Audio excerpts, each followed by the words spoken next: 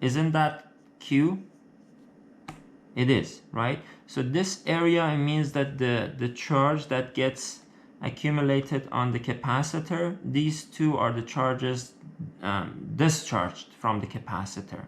So the net charge over one period has to be equal to 0. So this area is basically the amount of charge that gets accumulated on the capacitor, right? And if I make this equal to, we also know that the delta Q is equal to the C delta V, right? I mentioned that VO, it's almost constant, but it has some ripples, right? It has some small ripples because of these changes in the charges across the capacitor, right? So if I make these two equal, then we end up with this relationship. C delta V is equal to T delta IL divided by 8, right? So basically it means that C is equal to T times delta IL divided by 8 times delta V, okay? And also, like delta IL, we calculated this before. Delta IL, we know how to calculate this. Delta IL, it's gonna be the slope of this line, we have it, 1 over L times VI minus VO. So we can calculate this in terms of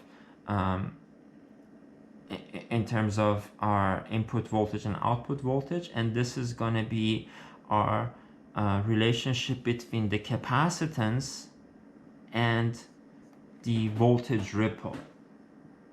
Let me just take a look just to make sure that I didn't make any mistakes here. So delta Q is 1 over 2 half of the base times delta IL divided by 2 T delta IL divided by 8 equal to C delta V. Yeah, it looks okay. Delta IL, so if I want to write this down, delta IL, you can also calculate it as 1 over L times VI minus VO times dt, right? You can replace it here. So you can actually calculate the capacitance that you need for a certain voltage ripple. So as you increase the capacitance, you would have lower voltage ripple, okay?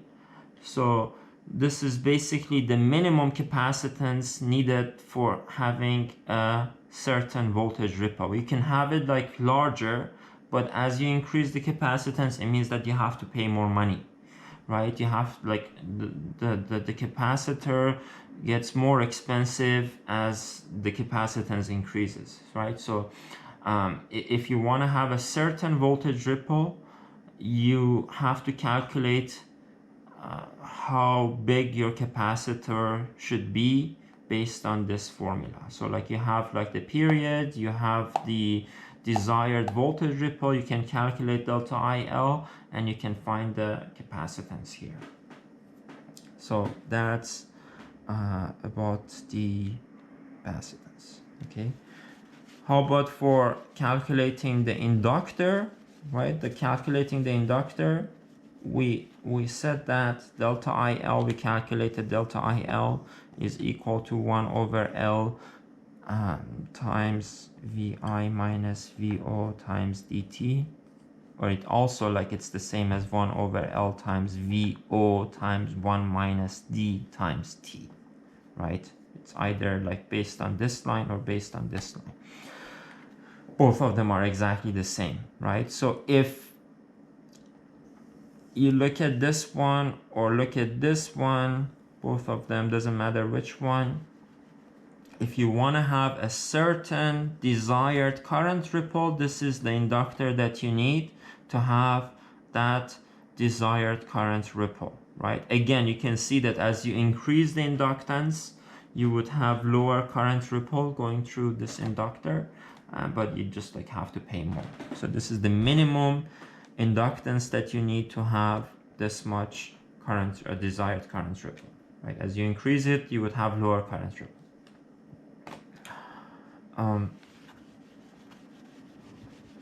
One other thing I want to mention is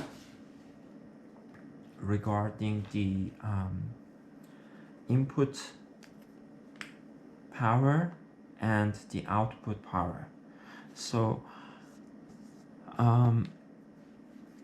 what is the relationship, what's the formula for electric power? It's always V times I, right?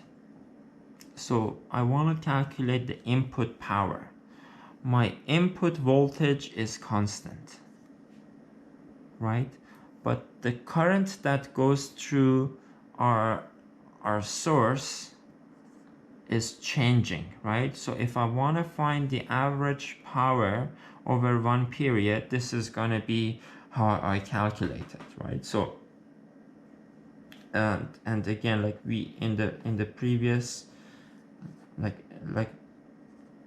a little bit later, maybe a little bit earlier, sorry, like maybe 5 minutes ago, we draw the current, the input current, right? It would basically this shape, and this is 1 over L times VI minus VO. This is the slope, sorry, the slope of this line is that, and it's 0, right? So you can calculate this area and divide it by the period. You can find the average current. So this is how you can calculate the average input of this circuit in one period. The same thing for P out, right? It's gonna be equal to VO average times IO average. These two are like basically constant. We can assume that these are constant. These are DC values. So this is basically one way of calculating this, or we can say that it's the average of VO squared divided by R. And because we assume that this is constant or DC, it's the same as VO average squared over R. So because this is DC. If it wasn't, you couldn't make that conclusion. But this is how you can calculate the output power over one period for this circuit.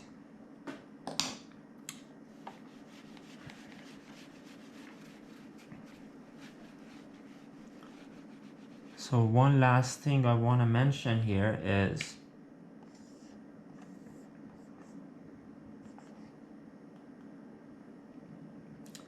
this is IL, this is T. This is what we saw.